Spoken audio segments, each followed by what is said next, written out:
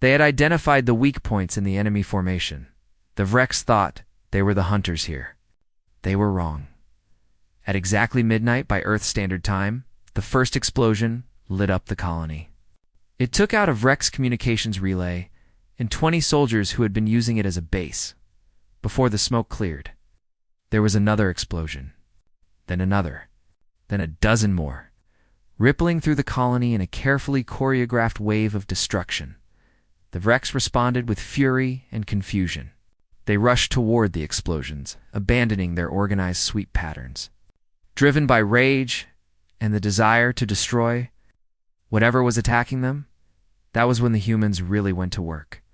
Cole led the main assault himself. 23 humans against an army of thousands. The odds were impossible. The humans did not care about odds. They struck from the shadows, hitting hard and vanishing before the Vrex could respond. They used the narrow maintenance tunnels where the large aliens could not follow. They used the mining equipment left behind by fleeing workers. They used everything they had and invented new weapons when they ran out. Watching from Nexus Station, the assembly saw something they had never witnessed before. They saw humans hunt, and they were terrified. The first night became a legend. It would be told and retold across the galaxy for generations, growing larger with each telling. Though the truth was already extraordinary enough, 23 humans held an entire sector of the colony against thousands of Rex warriors. They did not do it through superior firepower or advanced technology. They did it through something far more ancient and far more terrifying. They did it by being human, Sergeant. Luis Ortega led his team through the maintenance tunnels beneath the industrial district. The passages were narrow, barely wide enough for a human to crawl through, and they twisted and turned in ways that made navigation almost impossible. The Vrex could not follow, but they could hear the humans moving below them. They tried to cut them off, to collapse the tunnels, to flood them with toxic gas. None of it worked. The humans knew these tunnels now. They had memorized every turn, every junction, every emergency exit. They moved through the darkness like water flowing through cracks in stone, appearing where the Vex least expected and disappearing before retaliation could arrive. Ortega's team set traps. Using mining equipment and chemical compounds they found in abandoned storage rooms, they rigged motion sensors from broken security systems to trigger explosive charges. They turned the industrial district into a maze of death, where every shadow could hide a killer by dawn.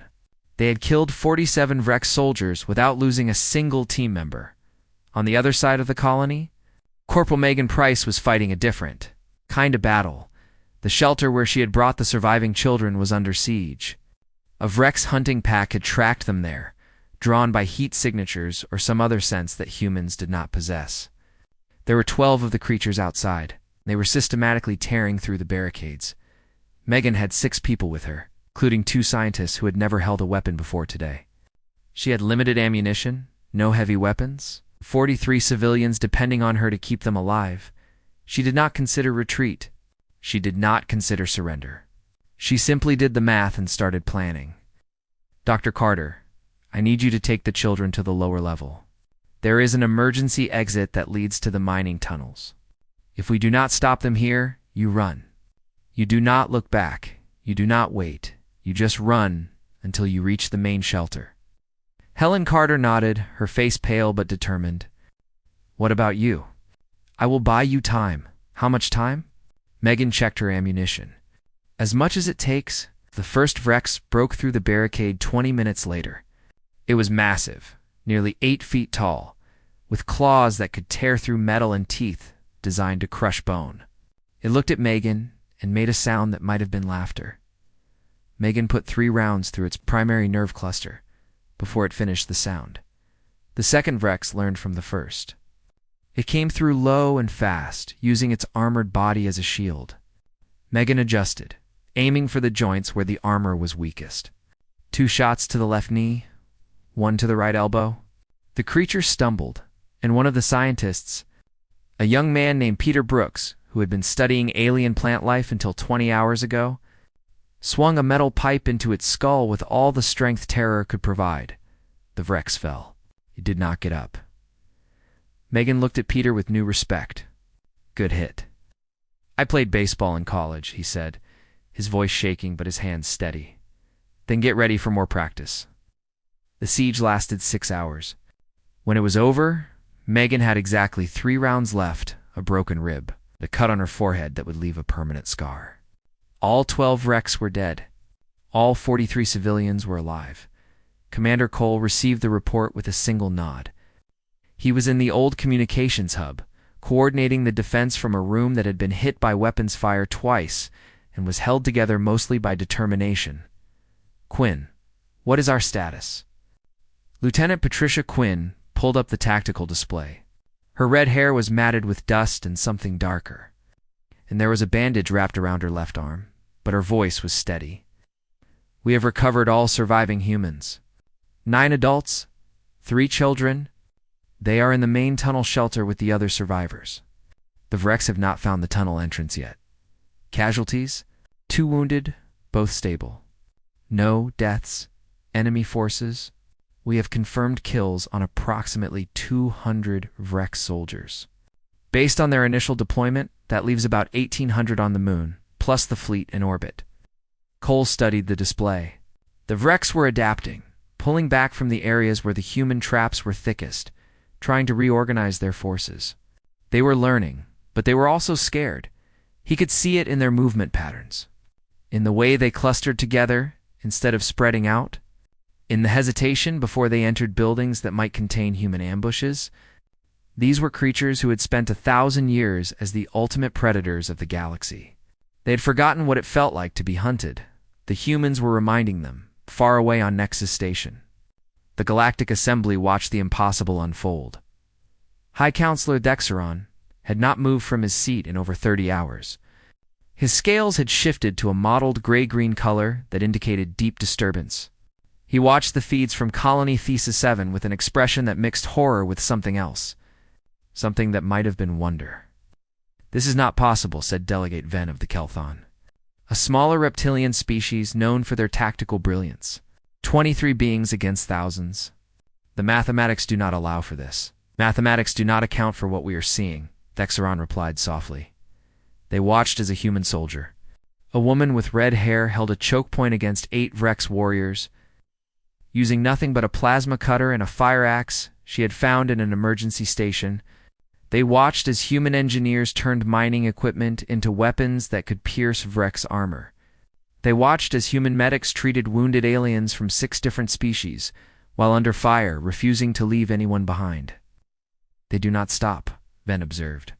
They should have stopped hours ago. Their biology cannot sustain this level of activity. They should be collapsing from exhaustion. They are running on something other than biology, Dexeron said. What? The old Varathi was quiet for a long moment. When he spoke, his voice was barely a whisper. When I was young, my grandfather told me stories about the old wars. He said that some species, when pushed to their limits, when everything they cared about was threatened, could access something beyond normal capability. He called it the Predator's Fire. I have never heard of this. It was just a story. I thought it was just a story, Cern gestured at the screens. But look at them. Look at their eyes. There is nothing soft about those beings. Nothing weak. Whatever we thought we knew about humans, we were wrong. On the moon below, the Vrex commander finally lost patience. He ordered a full ground assault, pulling troops from patrol duty across the entire colony. He would overwhelm these stubborn defenders with sheer numbers, crush them under the weight of his army. It was exactly what Commander Cole had been waiting for. The moment the Vrex forces concentrated on the human positions. The moment they abandoned their scattered patrols to form a single massive assault. The moment they stopped watching the skies. A signal went out, and 12 more human ships dropped out of hyperspace. They had been traveling through unmapped regions of space for 3 days, using routes that no navigation computer would recommend. They had pushed their engines to the breaking point and beyond. They had crossed 400 light-years in half the time any other species would have considered safe. They had come because their people needed them, and now the Vrex were trapped between a human force on the ground and a human fleet in the sky. And for the first time in 1,000 years, The galaxy's most feared predators learned what it meant to be prey. The human fleet was not impressive by galactic standards. There were 12 ships in total, ranging from small patrol boats to a single aging destroyer called the Stalwart. They were outgunned, outmaneuvered, and outnumbered by a factor of 20 to 1. None of that mattered. Captain Diana Walsh commanded the Stalwart from a bridge TH. It had been at battle stations for 72 hours straight. She was a woman of 53 years, with silver hair cut short and practical, and eyes that had seen more combat than most people could imagine. Her crew had pushed their ship through regions of space that should have taken weeks to cross, burning their engines hot enough to melt the deck plating, all to reach this moment. All ships, this is Captain Walsh, form up on my position. We are going in. The Vrex fleet turned to face this new threat, confident in their overwhelming advantage. Their carriers launched wave after wave of fighters. Their heavy cruisers charged their main weapons. Their commanders laughed at the foolishness of these creatures who had come to die. The laughter stopped. Quickly, human ships did not fight like other vessels. They did not maintain formations or follow predictable patterns. They moved like wolves, striking at weak points in the enemy line, using the Vrex's own ships as cover against their allies. They targeted engines and weapon systems rather than trying to destroy entire vessels, crippling ship after ship and leaving them drifting helplessly. The Stalwart led the charge, its old guns blazing with a fury that belied its age. Walsh knew every weakness in her ship, every system that might fail, every maneuver that pushed the limits of what the hull could handle. She used all of it. Helm, bring us around the far cruiser. Weapons, target their engine manifold on my mark, Captain. That will put us directly in the crossfire, I know, Mark. The Stalwart twisted through a wall of enemy fire, taking hits that made the entire ship shudder. Alarms screamed. Damage reports flooded in from every section. But the guns kept firing, and when they struck the Vrex cruiser's engine manifold, the resulting explosion took out 2 enemy fighters as well. On the moon below, the Vrex ground forces realized they were in trouble. Their fleet, which should have protected them, was now fighting for its own survival. Reinforcements would not be coming. Evacuation would not be coming. They were alone, surrounded by a hostile environment and an enemy that simply would not stop. Commander Cole saw the opportunity and seized it. All teams, this is it. Push forward. Drive them toward the landing field. The humans emerged from their hiding places like ghosts given form. They moved through the colony streets in coordinated waves, using the Vrex's confusion against them. Every time the aliens tried to establish a defensive position, a human team appeared to flank them. Every time they tried to retreat, they found their path blocked. Sergeant Ortega led the final assault on the Vrex command post. His team had been fighting for nearly 40 hours without rest. Their ammunition was nearly exhausted. Half of them were wounded in some way. They kept going. Contact right to hostiles, called Private Amy Grant, a young woman who had been a school teacher before she joined the space program. She had killed 17 Vrex soldiers in the past 2 days. Her hands no longer shook when she pulled the trigger. Ortega took down one. Grant took down the other. They moved on without breaking stride. The Vrex commander, a massive creature covered in ceremonial scars from 100 victories, met them at the doors of his command center. He was surrounded by his personal guard, 12 elite warriors chosen for their strength and ferocity. Ortega studied them for a moment. Then he looked at his team, 6 exhausted humans with improvised weapons and borrowed courage. On me, he said simply, and charged. The fight lasted 4 minutes. When it was over, the Vrex commander lay dead at Ortega's feet, and the last of the elite guards were being secured by human soldiers. Ortega himself had 3 new wounds and a broken wrist. He did not seem to notice. In orbit, the battle was reaching its conclusion. The human fleet had lost 3 ships and 107 crew members. The Vrex fleet had lost everything. Some ships were destroyed outright. Others were drifting without power, their crews dead or dying. A handful had tried to flee only to find that human ships could pursue them through regions of space they had considered impassable, Captain. Walsh surveyed the wreckage from her damaged bridge. Her ship was barely holding together. Her crew was exhausted beyond measure. And yet when she spoke, her voice was steady. "This is Captain Walsh to all human vessels. The enemy fleet has been neutralized. Begin recovery operations. We are not leaving anyone behind." It took 2 more days to secure the colony completely. The wrecks had hidden in various locations, desperate survivors of an army that had expected easy conquest. The humans found them all, one by one. Some surrendered. Most did not. When Commander Cole finally emerged from the command post, the suns were setting on the horizon, casting long shadows across the ruined streets. He was covered in dust and dried blood, some of it his own. He had not slept in over 50 hours. In his arms, he carried a child. The same little girl who had been captured in the first moments of the invasion, the one whose image had been broadcast across the galaxy. She had survived, hidden by brave souls who had given their lives to protect her. She was sleeping now. Her small face, peaceful, despite everything she had witnessed. Ambassador Kira Dawson met him at the edge of the landing field. She looked as exhausted as he felt, but there was something new in her eyes. Something that had not been there before. "The Assembly is requesting a full report," she said. "They will get one. They're also asking questions.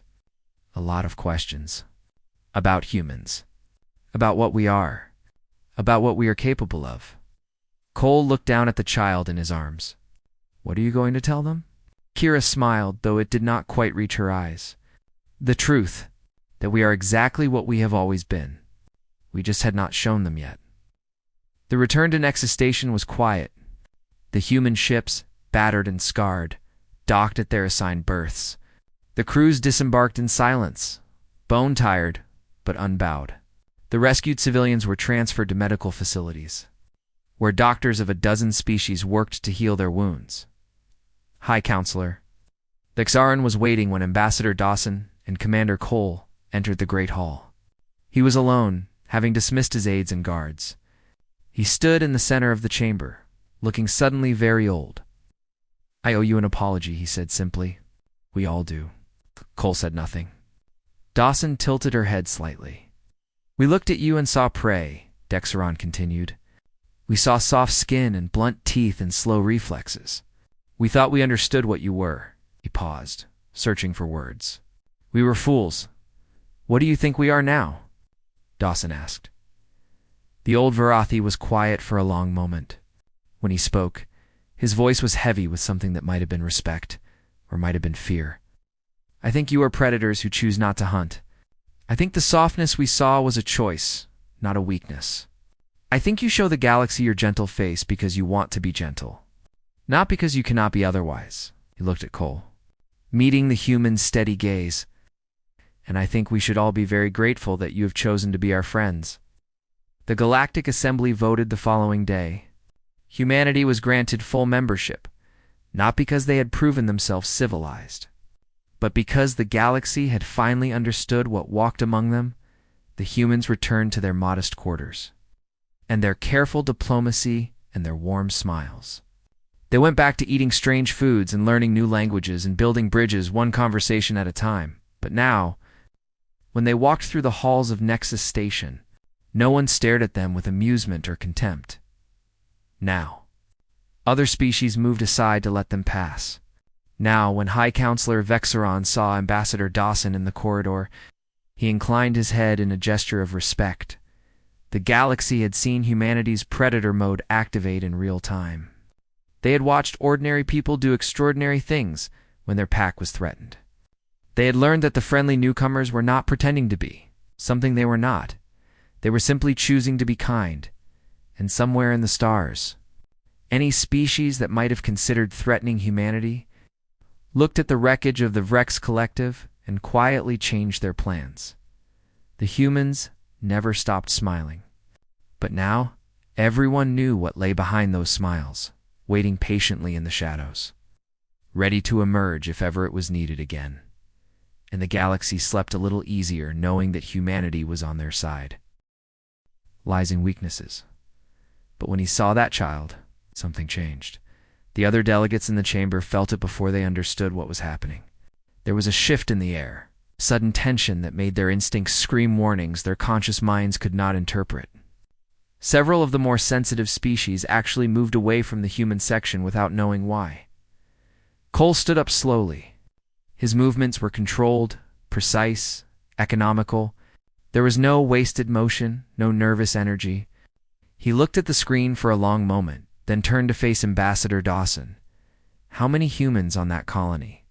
His voice was quiet, flat, stripped of all emotion. 18 adults, Kira answered, her own voice shaking. 12 children. How many ships do we have?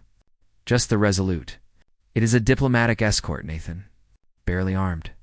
How many crew? 62. Cole nodded once, as if confirming something to himself. Then he turned and walked toward the exit. High Counselor Thexeron stepped into his path, towering over the human by more than 2 feet. Where do you think you are going? To my ship. You cannot be serious. The Verks have deployed 3 carrier groups around that moon. Over 200 warships. Your single vessel would not survive 10 seconds in that combat zone. Cole looked up at the massive reptilian, and Zexeron felt something he had not experienced in over a century of life. He felt the sudden urge to step backward. He felt prey instincts that his species had evolved past thousands of years ago suddenly wake up and start screaming. There are children on that moon, Cole said. Human children. I am going to get them. You will die. Probably. Then why go? Cole tilted his head slightly, as if the question confused him. Because they are ours. He walked past the counselor without another word. Kira hurried after him, catching up in the corridor outside the chamber. Dathan, wait. We need to think about this. I have thought about it. Council will never approve a military action. We do not have the authority to start a conflict on behalf of humanity. Cole stopped walking. He turned to face her, and Kira saw something in his eyes that she had never seen before. It was old and cold and utterly without mercy. I am not asking for approval, he said. I am informing you of my intentions as a courtesy. You can come with me or stay here. Either way, I am going. Kira studied him for a long moment. She thought about everything she had worked for, the years of careful diplomacy, the slow building of trust. She thought about what this would mean for humanity's place in the galaxy. Then she thought about that little girl. I am coming with you, she said, by the time they reached the Resolute. The entire crew was already preparing for departure. No orders had been given. No announcements had been made. They simply knew. The way soldiers always know when something has changed. Lieutenant Patricia Quinn met them at the airlock. All ready in combat gear? Ship is ready, Commander. All hands at battle stations. How did you know? Quinn's jaw tightened. We saw the feed. We saw the kids. Behind her, the rest of the crew moved with quiet efficiency. There was no shouting, no confusion, no panic. Just humans doing what needed to be done. Dr. Samuel Hayes was preparing the medical bay for mass casualties. Communications Officer Derek Santos was encrypting their transmissions and boosting their sensor range. Engineers were pushing the engines past their safety limits, squeezing out every bit of speed the old ship could manage. None of them expected to survive. None of them hesitated for even a moment as the Resolute pulled away from Nexus Station. Every species in the assembly watched them go. They saw a single small ship heading toward certain destruction. Crewed by beings they had dismissed as soft and weak and insignificant, they did not understand. What they were watching? Not yet. But they would. The Resolute dropped out of hyperspace at the edge of the Thesa. System An immediately went dark. Every light on the ship dimmed to nothing. Every system that produced heat or radiation was shut down or masked. The vessel became a ghost, drifting silently through the void while the Vrex fleet hunted for larger prey. Commander Cole stood on the bridge, studying the tactical display that glowed faintly in the darkness. The Vrex formation was impressive, over 200 warships arranged in overlapping defensive patterns around the moon. Any conventional attack would be suicide. Cole was not planning a conventional attack, Lieutenant Quinn. What do we have in terms of weapons? 2 plasma cannons, standard grade, 1 torpedo launcher with 8 warheads, Small arms for the crew. That is about it, sir? Explosives? Mining charges in the cargo hold? We were supposed to deliver them to a research station next month. How many? 40 crates.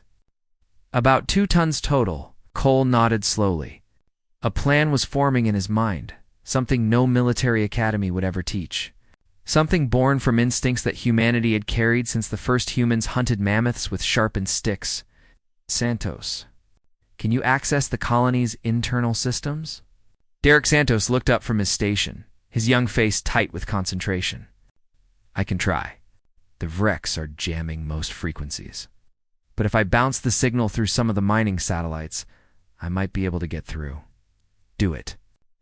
I need building layouts, emergency shelter locations, and any communication with survivors. Yes. Sir, the Resolute crept closer to the moon, using the gravitational shadow of a nearby asteroid field to mask its approach.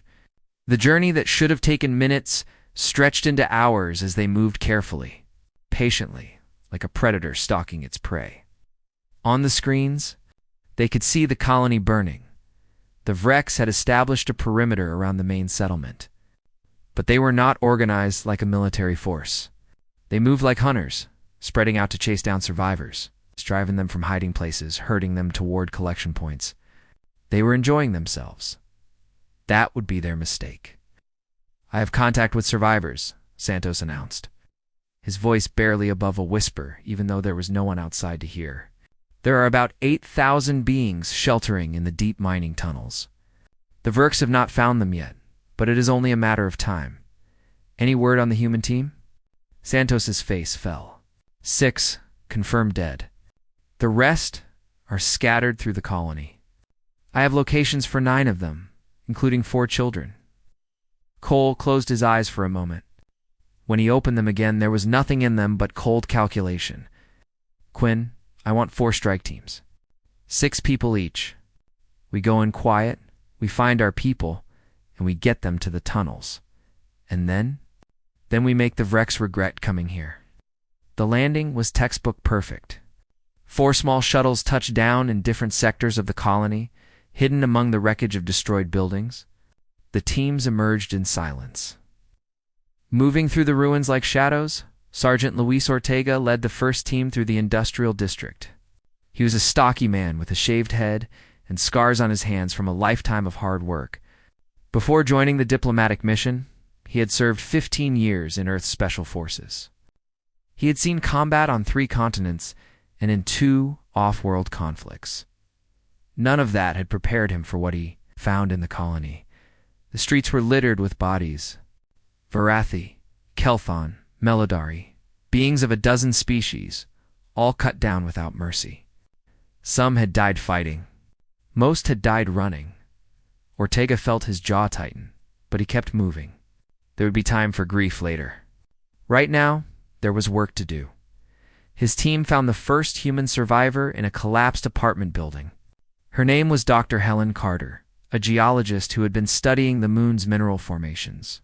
She was hiding in a basement storage room, clutching a broken piece of pipe like a weapon. Easy, Ortega said softly, holding up his hands. We are here to get you out.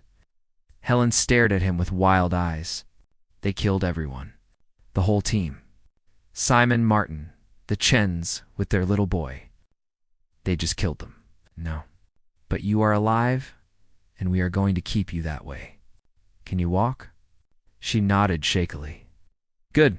Stay close, stay quiet, and do exactly what I tell you. Across the colony, similar scenes were playing out. Team 2 found a human family hiding in a water treatment plant.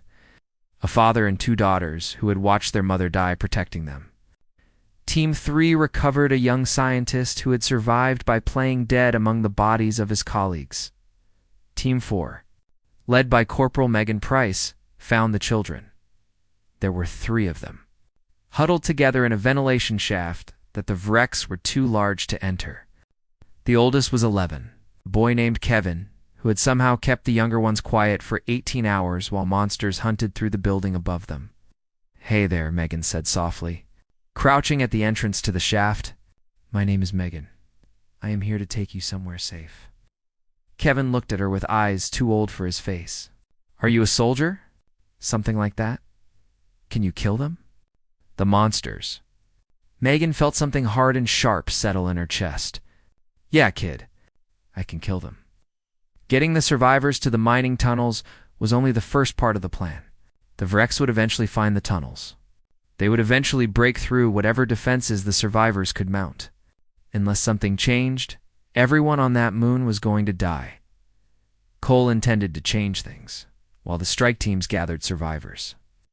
The engineering crew of the Resolute had been busy. They had taken those 40 crates of mining charges and turned them into something far more dangerous. They had studied the Vrex patrol patterns and found the gaps. The Great Hall of the Galactic Assembly was filled with creatures from every corner of the known universe. Some had scales that shimmered like jewels. Others had fur as white as snow, or skin that changed color with their moods. There were beings with 6 eyes, beings with no eyes at all, and beings made of what looked like living crystal. They had gathered here on Nexus Station, a massive space station floating between 3 star systems to discuss matters of trade, peace, and the future of civilized space. Among all these strange and wonderful creatures, the humans stood out for being remarkably ordinary. Ambassador Kira Dawson walked through the crowded halls with her head held high, even though she could feel the stares following her. She was a woman of 43 years with brown hair, starting to show streaks of gray and eyes the color of strong coffee. She wore a simple blue uniform with the Earth emblem on her shoulder, and she smiled at everyone she passed. Whether they smiled back or not, most did not smile back. They are looking at us again, said Commander Nathan Cole, walking beside her. He was a tall man with short black hair and a face that seemed carved from stone. He rarely smiled, but his eyes were kind when you looked closely enough. Let them look, Kira said softly. We have nothing to hide. Humanity had only discovered faster-than-light travel 15 years ago. In the grand scale of the galaxy, they were newborns taking their first steps. The older species watched them the way adults watch toddlers playing with sharp objects, waiting for them to hurt themselves.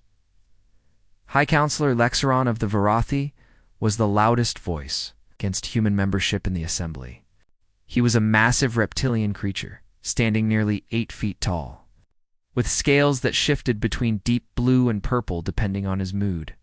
His people had been among the stars for over 10,000 years, and he saw no reason to welcome these soft, fragile newcomers to the table of civilized beings. Look at them, he said to his aide during one session, not bothering to lower his voice. No claws, no fangs, no armor. Their eyes cannot see in the dark. Their ears cannot hear the frequencies we use for basic communication. They must wear suits to survive in environments my hatchlings play in for fun. What could they possibly offer the assembly? Kira heard every word. She pretended not to. Commander Cole heard them too. His expression did not change, but something flickered behind his eyes. There and gone so quickly that no one noticed.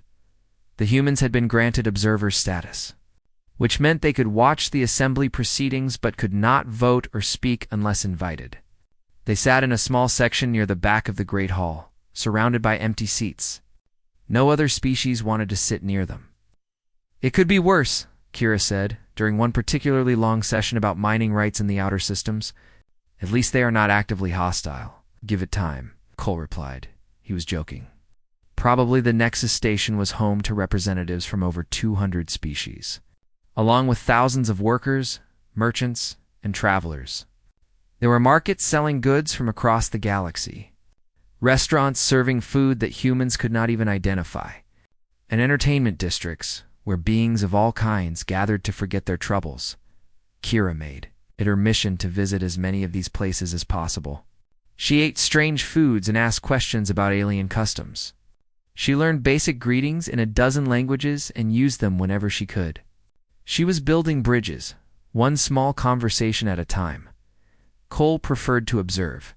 He spent his time studying the station's layout, noting the location of emergency exits, life support systems, and security checkpoints. When Kira asked him why, he simply said it was habit. Old soldiers never really retire, he told her. We just find new things to watch. The human delegation consisted of 12 people in total. There were scientists, diplomats, cultural experts, and a small security team that Cole commanded. They lived in quarters that were comfortable but modest. Tucked away in a section of the station that few others visited, Dr. Samuel Hayes was the team's chief medical officer. A gentle man with a round face and glasses that he was always pushing up his nose. He spent his days studying alien biology, fascinated by the endless variety of life the galaxy had produced. Lieutenant Patricia Quinn was Cole's second in command, a woman with red hair and freckles who laughed easily but could take down a man twice her size without breaking a sweat. She ran daily training sessions for the security team, keeping them sharp even though there was nothing to guard against. Communications. Officer Derek Santos kept them connected to Earth, sending reports back home and receiving news from a planet that felt farther away with each passing day. He was young, barely 25, and sometimes homesick, though he tried not to show it. These were ordinary people doing an extraordinary job. They were the first humans to live among the stars as representatives of their entire species. The weight of that responsibility sat on their shoulders every single day. Weeks passed, then months. The humans attended sessions, took notes, and slowly began to understand the complex web of alliances and rivalries that held the galaxy together. They learned that the Varathi and the Kelthon had fought 3 wars over the past millennium. They learned that the crystalline Melodari communicated through vibrations that humans could feel but not hear. They learned that the assembly was held together by tradition, compromise, and a shared fear of the darkness beyond known space. That darkness had a name, though few spoke it aloud. The Vrex Collective. They were a species from the old stories. Monsters from a time before the assembly existed. They had swept across the galaxy like a plague, consuming everything in their path. It had taken the combined might of 50 species to drive them back into the void. Even then, victory had cost billions of lives. That was 1,000 years ago. The Vrex were gone, vanished into the empty spaces between galaxies. They were history, legend, a cautionary tale told to frighten children, or so everyone believed. The first transport ship went silent on a Tuesday, by Earth reckoning. It was a cargo vessel carrying medical supplies to a colony in the outer sectors. One moment it was sending routine updates, the next it was simply gone. The assembly noted the loss, but did not investigate. Ships went missing in the outer sectors all the time. Pirates, equipment failure, navigation errors. These things happened. The second ship vanished 3 days later. Then a third, then a fourth. By the time the assembly realized something was wrong, the killing had already begun, and everything the galaxy thought they knew about. Humans was about to change forever. The council chamber fell silent when the screens flickered to life. Every display, every holographic projector, every communication device on Nexus Station suddenly showed the same image. It was a feed from mining colony Thesis 7, a small settlement on a rocky moon at the edge of civilized space. What the assembly saw made even the bravest among them go. Pale the Vrex had returned. They moved through the colony. Streets like nightmares given form. Each one stood over 7 feet tall, with bodies covered in black chitinous armor that seemed to drink in the light. They had too many limbs, too many joints, and mouths filled with teeth designed for one purpose only. Their eyes glowed a faint red in the darkness, and they made sounds that triggered something ancient and terrible in the minds of everyone watching. "Hi," Counselor Dexeron rose from his seat, his scales shifting to a sickly gray color that his people displayed only in moments of true fear. He had read the histories. He knew what the Verks were capable of.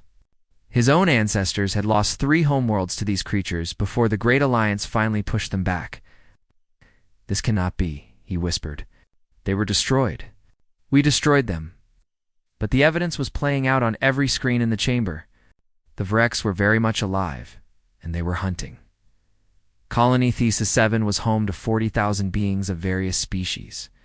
There were Varathi miners, Kelthan engineers, Melodari scientists, and dozens of other races who had come to extract valuable minerals from the moon's rich deposits. Among them was a human research team. 18 scientists and their families who had been studying the local geology. The Vreks did not care about species or politics. They cared only about feeding. Ambassador Kira Dawson stood frozen in her seat, watching the chaos unfold. She saw families running through the streets, parents carrying children, elderly beings struggling to keep up.